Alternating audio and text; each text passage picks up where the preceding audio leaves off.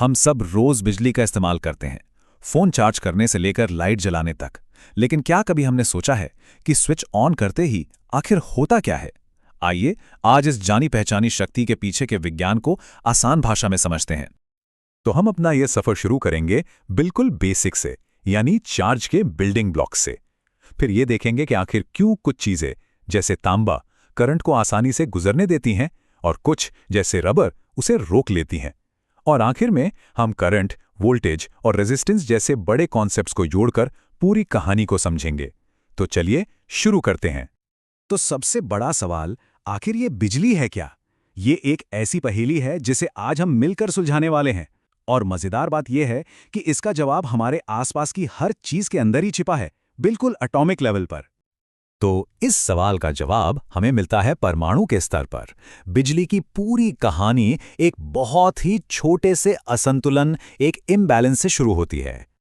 इसको ऐसे समझते हैं, हर चीज पॉजिटिव प्रोटॉन और नेगेटिव इलेक्ट्रॉन से बनी है।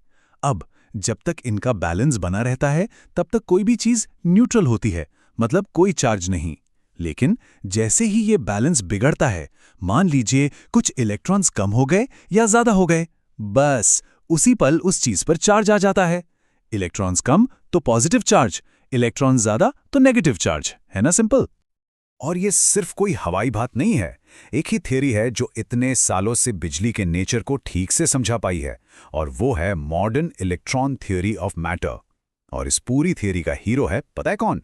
इलेक्ट्रॉन। क्यों? क्योंकि प्रोटॉन तो बेचारे न्यूक्लियस के बंधे होते हैं, लेकिन इलेक्ट्रॉन्स वो आजाद हैं घूमने के लिए, और यही बात उन्हें सबसे जरूरी बना देती है। तो कितने इलेक्ट्रॉन्स की बात हो रही है यहाँ? चार्ज की जो स्टैंडर्ड यूनिट है, जिसे हम कूलम कहते हैं, उस एक कूलम में होते हैं 625 के आगे 16 जीरो। ये इतना बड़ा नंबर है कि सोचिए, अगर कोई एक सेकंड में एक इलेक्ट्रॉन गिने तो उसे पूरी मिल्की वे गैलेक्सी की उम्र से भी ज्यादा टाइम लग जाएगा। इससे अंदाजा लगता है कि हम कितने कितने छोटे लेवल पर बात कर रहे हैं। ठीक है, अब आते हैं अगले सवाल पर। आखिर ऐसा क्यों है कि हर मटेरियल इलेक्ट्रॉन्स के साथ एक जैसा बर्ताव नहीं करता? मतलब क्यों कुछ चीजों से करंट आराम से पास हो जाता है और कुछ से बिल्कुल नहीं? इसका राज छिपा है वैलेंस इलेक्ट्रॉन्स में।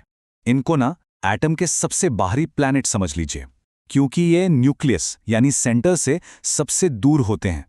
इन पर एटम की पकड़ सबसे कमजोर होती है, और यही इलेक्ट्रॉन्स तय करते हैं कि कोई भी मटेरियल बिजली के साथ कैसा बर्ताव करेगा।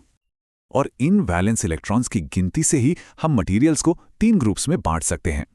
अगर सबसे बाहरी शेल में 4 से कम इलेक्ट्रॉन हैं तो वो आसानी से आजाद हो जाते हैं और इसलिए अच्छे कंडक्टर बनते हैं। सोचिए तांबे का तार, अगर 4 से ज्यादा हैं तो एटम उन्हें कस के पकड़ के रखता है, इसलिए वो इंसुलेटर बन जाते हैं, जैसे हमारे चार्जर के ऊपर की प्लास्टिक। और अगर ठीक 4 हैं तो वो बन जाते हैं सेमीकंडक्टर, जिनके दम पर आज हमारी पूरी इलेक्ट्रॉनिक्स की दुनिया टिकी हुई है। तो अब हमारे पास ऐसे मटेरियल्स हैं जिनमें फ्री इलेक्ट्रॉन्स हैं। तो अगला कदम क्या है? चलिए देखते हैं कि जब हम इन इलेक्ट्रॉन्स को एक ही दिशा में चलने पर मजबूर करते हैं तो क्या होता है। एक कंडक्टर के अंदर का सीन सोचिए, जैसे एक कॉपर वायर के अंदर। वहां लाखों करोड़ों फ्री इलेक्ट्रॉन्स हैं, बिल्कुल एक भीड़-भाड़ वाले मार्केट की तरह। सब इधर उधर भाग रहे हैं, टकरा रहे हैं। मतलब मूवमेंट तो बहुत है, लेकिन कोई एक डायरेक्शन नहीं है, इसलिए चार्ज का कोई नेट फ्लो नहीं होता। लेकिन जैसे ही हम एक बाहरी फोर्स यानी एक इलेक्ट्रिक फील्ड लगाते हैं, पूरा खेल बदल जाता है। अब उस मार्केट वाली भीड़ को इमेजिन कीजिए, जो अब अपनी रैंडम भाग दौड़ के साथ साथ बहुत धीरे धीरे एक ही दिशा में सरकने लगी है। इसी धीमी डायरेक्शनल मूवमेंट को कहते हैं ड्रिफ्ट वेलोसिटी। और भले ही ये स्पीड बहुत बहुत कम हो, असली करंट यही बनाती है।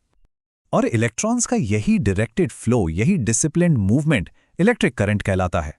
इसे एक नदी के बहाव की तरह समझिए, और इस बहाव को हम नापते हैं एम्पियर्स में। 1 एम्पियर का मतलब है कि 1 सेकंड में किसी पॉइंट से 1 कूलम चार्ज, याद है ना वो बड़ा सा नंबर इलेक्ट्रॉन्स का, गुजर रहा है। इससे एक नेचुरल सा सवाल उठता है, आखिर इन इलेक्ट्रॉन्स को एक डायरेक्शन में धक्का कौन दे रहा है? कोई तो पुश होगा ना? इस पुश को ही हम कहते हैं इलेक्ट्रिक पोटेंशियल, या आम भाषा में वोल्टेज। इसे ना एक स्टोर्ड एनर्जी की तरह सोचिए, जो इलेक्ट्रॉन्स को मूव करने के लिए बिल्कुल तैयार बैठी है। ठीक वैसे ही जैसे एक पानी की टंकी में प्रेशर पानी को पाइप से बाहर धकेलता है। इसे हम वोल्ट्स में नापते हैं। लेकिन यहां एक बहुत जरूरी बात है। करंट तभी फ्लो करेगा जब दो पॉइंट्स के बीच पोटेंशियल का फर्क हो। इसे कहते हैं पोटेंशियल डिफरेंस। अगर दोनों पॉइंट्स पर पोटेंशियल बराबर है तो कोई करंट नहीं बहेगा। बिल्कुल वैसे जैसे समतल जमीन पर रखा पानी कहीं नहीं जाता। उसके लिए एक ढलान चाहिए, और यही पोटेंशियल डिफरेंस वो ढलान है जो चार्ज को बहने पर मजबूर करता है। चलिए अब हम आते हैं अपने आखिरी फंडामेंटल कॉन्सेप्ट पर। वो नेचुरल रुकावट जिसका सामना इस बहते हुए करंट को करना पड़ता है, इसे हम इलेक्ट्रिकल फ्रिक्शन भी कह सकते हैं। इस रुकावट को कहते हैं रेजिस्टेंस। इसको ऐसे सोचिए जैसे एक भीड़ एक पतली सी गली से गुजर रही हो। लोग दीवारों से टकराएंगे, आपस में टकराएंगे, जिससे फ्रिक्शन और गर्मी पैदा होगी। करंट के साथ भी ऐसा ही होता है। बहते हुए इलेक्ट्रॉन्स एटम से टकराते हैं और इस टक्कर से हीट पैदा होती है। यही वजह है कि फोन चार्ज करते वक्त गर्म हो जाता है, और इसे हम ओम में नापते हैं। अब किसी भी तार का रेजिस्टेंस कुछ चीजों पर डिपेंड करता है। एक, उसकी लंबाई, तार जितना लंबा रेजिस्टेंस उतना ज्यादा। दो, उसकी मोटाई, तार जितना मोटा रेजिस्टेंस उतना कम, क्योंकि इलेक्ट्रॉन्स को बहने के लिए ज्यादा जगह मिलती है। तीन, मटीरियल खुद कैसा है, जैसे कॉपर का रेजिस्टेंस कम है, रबर का बहुत ज्यादा। और चौथा है टेम्परेचर। आमतौर पर गर्मी बढ़ने पर रेजिस्टेंस भी बढ़ जाता है। तो अब जब हमने सारे बेसिक समझ लिए हैं, एक आखिरी दिलचस्प सवाल। अगर इलेक्ट्रॉन्स इतना धीरे चलते हैं, कभी-कभी तो 1 मीटर चलने में घंटों लग जाते हैं, तो फिर स्विच ऑन करते ही लाइट फौरन कैसे जल जाती है? इसका जवाब बिजली की दुनिया के एक और भी गहरे राज की तरफ इशारा करता है। इसी सवाल के साथ हम आपको छोड़ जाते हैं। सोचते रहिए।